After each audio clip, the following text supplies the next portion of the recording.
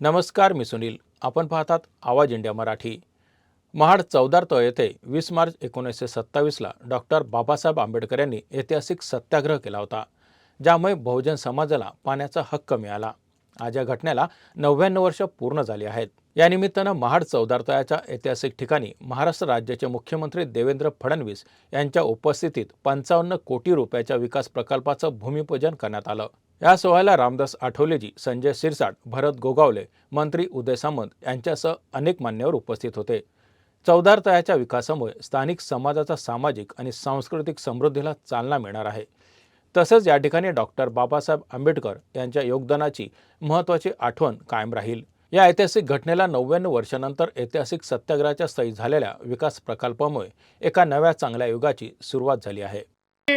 चैत्यभूमीवर इंदू मिलचं जे आपलं स्मारक आहे, जवळपास सिव्हिलचं वर्क हे 80% पूर्ण झालंय.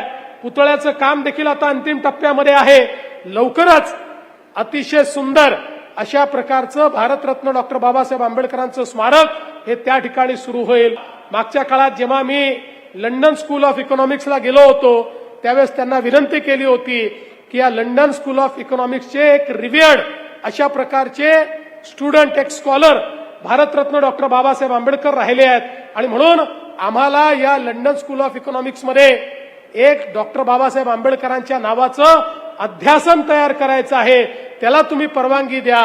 आत्ताच मला सचिव सांगत होते की आता जवळपास त्या प्रस्तावाला ते तत्वता मान्यता देत आहेत आणि अशा प्रकारचं एक अध्यासन हे भारतरत्न डॉक्टर बाबासाहेब आंबेडकरांच्या नावाचं आता लंडन स्कूल ऑफ इकॉनॉमिक्स मध्येही त्या ठिकाणी सुरू होणार आहे. आणि 2 आपले विद्यार्थी PhD हे दरवर्षी त्या ठिकाणी करतील. एकीकडे बाबासाहेबांच्या संघर्षाला प्रणाम करत असताना आपण सगळे हा संकल्प घेऊया की समाजामध्ये सगळी विषमता दूर झाली पाहिजे. अस्पृश्यता आणि विषमता हा जगातला सगळ्यात मोठा अपराध आहे. हा अपराध हा पूर्णपणे नायनाटतेचा झाला पाहिजे आणि एक समतायुक्त अशा पद्धतीचं राज्य, एक समतायुक्त समाज आणि एक समतायुक्त भारत आपण सगळे मिळून निर्माण करू. अशा प्रकारची प्रतिज्ञा आजच्या क्षणी आपण सगळे मिळून घेऊया. अशाच नवनवीन बातम्या बघण्यासाठी पाहत राहा आवाज इंडिया मराठी.